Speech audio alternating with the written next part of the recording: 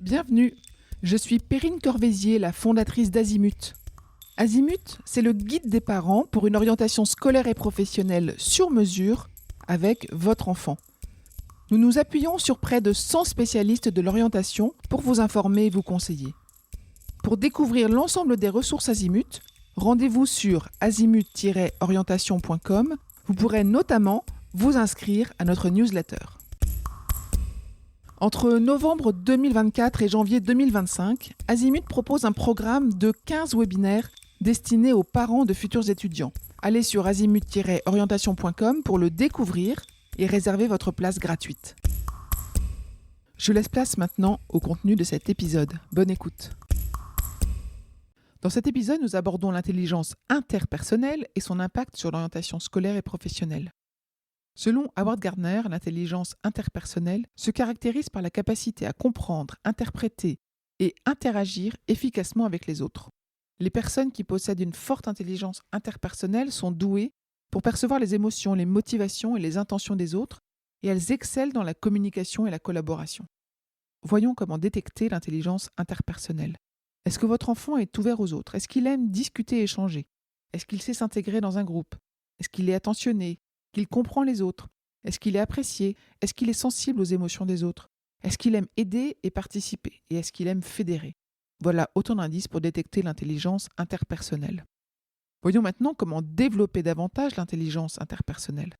Pour apprendre, il faut privilégier le travail en groupe, où on peut partager, on peut comparer. Il faut faire réciter à deux, et puis demander des explications aux autres, expliquer aux autres. Avec votre enfant, vous pouvez l'aider à s'ouvrir aux autres, à être attentif aux autres. Vous pouvez l'initier aux émotions, au respect des différences et non au jugement. Avec un ado, on peut pratiquer l'écoute active, participer à des débats, s'engager dans des projets de groupe, par le bénévolat, le scoutisme, la défense de la planète. Et puis l'encourager à participer à des colos ou à des camps bien encadrés. Dans quel métier l'intelligence interpersonnelle s'épanouira-t-elle? L'intelligence interpersonnelle oriente souvent les personnes vers des carrières où la capacité à comprendre, à collaborer et à communiquer avec les autres est essentielle. Elles peuvent envisager des métiers tels que psychologue, acteur, enseignant, peuvent faire du marketing, des ressources humaines, être dans la vente, dans le commercial, politicien, infirmier, orthophoniste, médiateur, conseiller d'orientation, etc. En conclusion, en intégrant des méthodes pédagogiques qui favorisent la collaboration et la communication, et en guidant les jeunes vers des carrières qui exploitent leurs compétences interpersonnelles, il est possible de maximiser leur potentiel à réussir dans des environnements où les relations humaines sont essentielles. Je vous retiens quelques instants.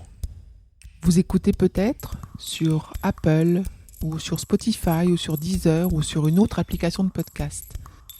Je voulais m'assurer que vous connaissiez l'existence de notre site azimut-orientation.com. Sur ce site, les contenus sont organisés par thématique et par situation. Ceux qui connaissent adorent et utilisent notre moteur de recherche, ce qui leur permet d'aller chercher directement le bon contenu qui correspond à leur problématique. Je vous encourage à vous y connecter et n'oubliez pas de vous inscrire à notre newsletter. Merci de votre fidélité et à bientôt.